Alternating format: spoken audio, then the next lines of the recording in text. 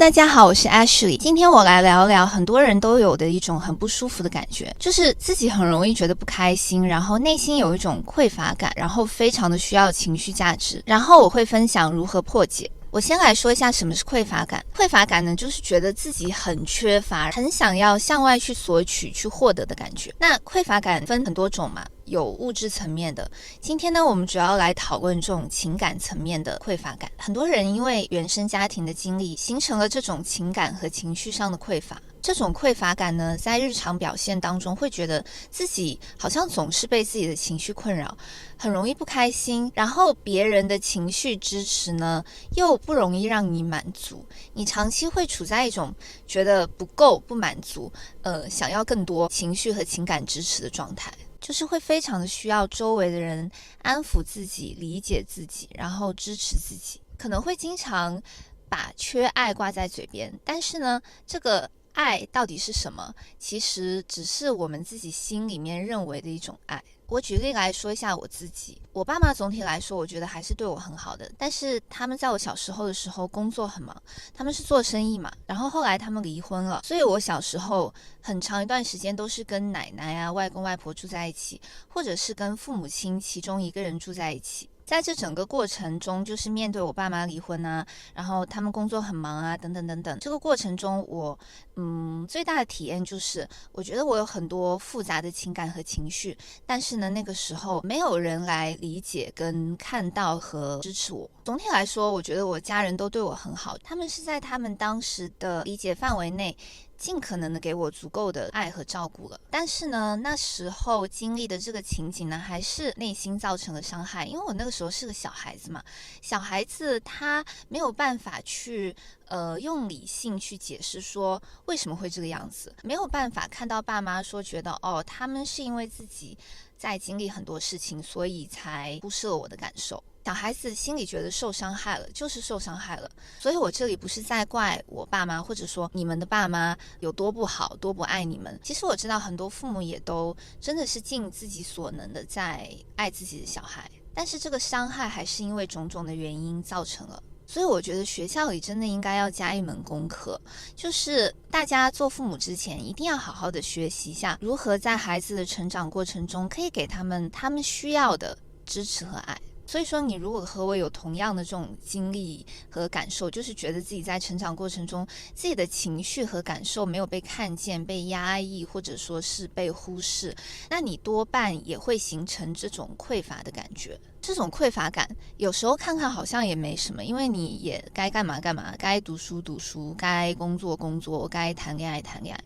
但是其实这种匮乏感除了会让自己觉得很难受以外，它还可能会给你的人生带来破坏性的影响。你就想象它就好像是一颗定时炸弹，它是一个隐患。我们大多数人年纪小的时候都是凭本能活着嘛，像我以前也完全没有意识到这种匮乏感，我只是觉得我好像比较敏感，情绪起伏比较大。但是回过头看看，其实在很多情景之下，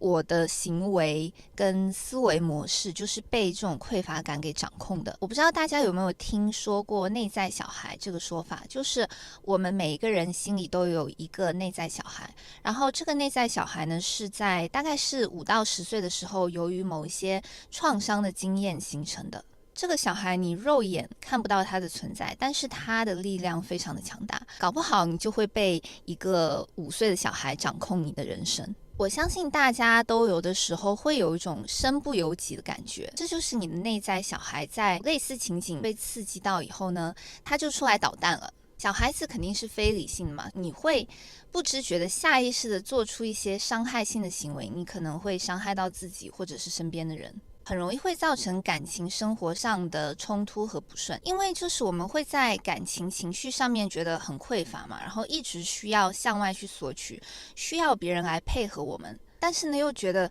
怎么样都不够，怎么样都不满足，就是像一个填不满的无底洞，会觉得说哇，他们怎么都不懂我，他们是不是傻叉？然后我会看到有的人呢，因为他的内心缺口很大嘛，会容易被一些提供虚假的情绪价值的人骗。就是好比说一个女孩子，然后遇到渣男，这个渣男只会甜言蜜语，给她提供这种情绪价值，然后呢，她碰到其他的好男生呢，可能就是没有办法填补她这种内心的这种情绪的空洞，他就会硬要选择那个渣男，然后这些好男生在他眼里就是变得一文不值，因为他情绪价值的缺口太大了，所以他的第一要务，他就是想把这个情绪价值给填满。因为当这个匮乏感特别大的时候，其实你要的东西就不是现实的了，就是不是现实生活中真实的东西。就好比说一个想要逃避痛苦的人，然后呢，他会去吸毒，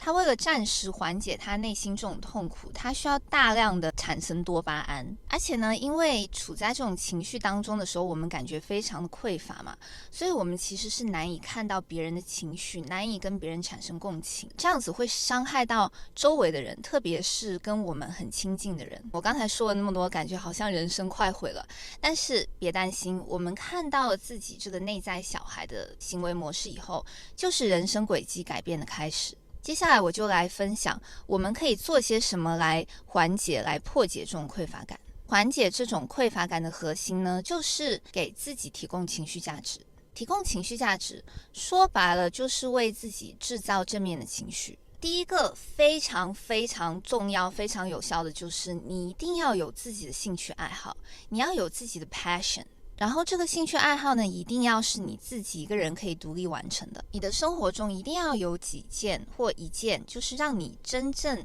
喜悦、有热情，然后愿意投入进去的事物。这个是要你天生觉得被它吸引的，然后你有天赋的、擅长的。你在做这样的事情的时候，你会觉得时间不重要了，或者静止了，或者说过得飞快。像对我自己来说啊，做视频和分享视频就是一件那样的事情。在这个过程中，我觉得我的能量被激活了，然后我的状态会变高。除了做视频以外，还有像画画啊、唱歌啊、做甜品啊、听音乐啊等等，这些都让我觉得很充实。你一定也有一件或者几件这样子的事情，比如说对有的人来说是做饭啊、整理啊、编程啊、打游戏啊、跳舞啊等等，是什么都不重要，只要是健康的就好，不要是什么抽烟喝酒。那你有这个第一步，你的生命当中就会有很多时间被填满，但是呢，你的负面情绪肯定还是会时不时的出来，因为人就是有喜怒哀乐的嘛，没有匮乏感的人也有。所以第二点我就要来讲讲，当你的负面情绪起来的时候，要怎样去处理。首先我们心里面的这个意识要转换过来，就是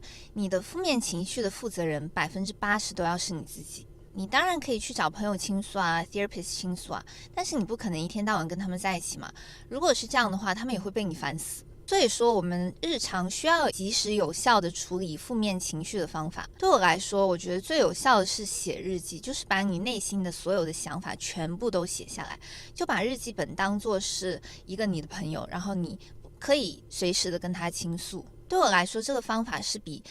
散步啊、冥想啊、运动这些都有效，因为很多就是这些在脑子里的想法，当他在脑子里的时候，会觉得越来越卷，就是会卷成一个漩涡。但是当我把它们都写出来的时候，就感觉好像这个能量就发泄出去了。还有一个对我来说很有效的办法，它跟写日记有点类似，就是自己做一些艺术治愈的小活动。我自己这里有一本书，它是有250个艺术治疗的小活动。举个例子来说，你可以画一个圆圈，然后在里面随便画，就把自己的感受和想法都画出来。不需要每次都用颜料啊、画板啊，会觉得好像浪费颜料、浪费纸。我一般大多数的时候就会直接画在我的日记本里面，用彩色铅笔啊，或者直接用水笔、铅笔都可以。它是用图案的方式把你的一些情绪和情感宣泄出去了，或者你还可以就是写歌词啊、写诗歌啊什么的，然后再结合其他比较有效的方法，像健身啊、散步啊、冥想啊、瑜伽啊这些，它都是可以起到就是情绪的镇静和提升的作用。但是我自己体验当中呢，还是就是需要把它表达出来，效果会最好。第三点，我们可以运用正面心理学和吸引力法则的一些方法，就是以积极的心态去面对人生嘛，相信自己可以创造自己想要的生活。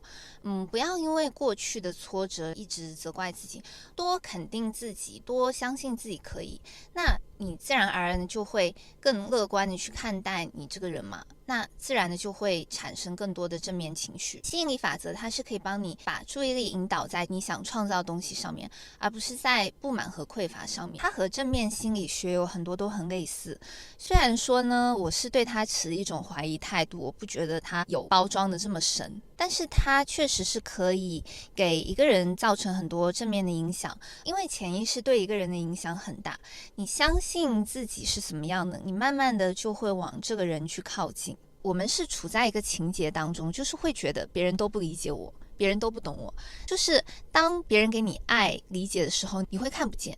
所以说吸引力法则可以帮助我们转换我们的心态，然后就是觉得说我们是可以被爱被理解的，就好像是我们把我们穿的盔甲给卸掉了，然后呢就可以开始接收，那慢慢的我们就会越来越觉得说自己其实是有人理解，有人懂，有人支持的，它可以慢慢的把这个内心的杯子填满。最后我想提醒一下大家，就是如果你意识到自己一直以来有这种匮乏感的话，其实你要开始对自己有一个保护意识，因为你一定会遇到有一些人，他们看到了你这个缺口，然后会利用它。所以说，如果你今天遇到一个人，你感觉他特别的去给你提供很多情绪价值的话，你就要打一个问号，看看他是不是有别的动机。有时候也不一定是身边认识的人，也可能是路上的销售，也可能是网上的广告。我举一个我自己之前的例子，这例子很丢脸。我大学的时候在学校里遇到了一个骗子，他是在为第三国家的学生筹款嘛，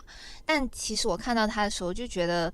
很不对劲，不像是真的。然后他问我读什么专业，我说我读人类学，然后他就说哦，你读人类学啊，那你一定是很善良，很有人文关怀，很在乎这些学生的人。然后我就这样被他骗钱了。这例子有点白痴啊，但是他就是一个心怀不轨的人来提供情绪价值的例子。他通过给你一种你想要的肯定感来达到自己的目的，但是呢，也千万不要就是如果一有人给自己提供情绪价值，然后就觉得他心怀不轨。大多数的时候，应该还是只是善意的啦，社交的善意。只不过在有利益牵扯的情况下，或者对方可能另有所图的情况下，要自己小心上头，就是要冷静下来观察一下，看他是不是有什么潜在的目的。好了，那今天的分享就到这里。如果你喜欢我的视频的话，请不要忘记点赞和订阅我的频道。如果你对今天我分享的话题有自己的心得的话，欢迎你来到评论区留言来讨论。拜拜，我们下次见。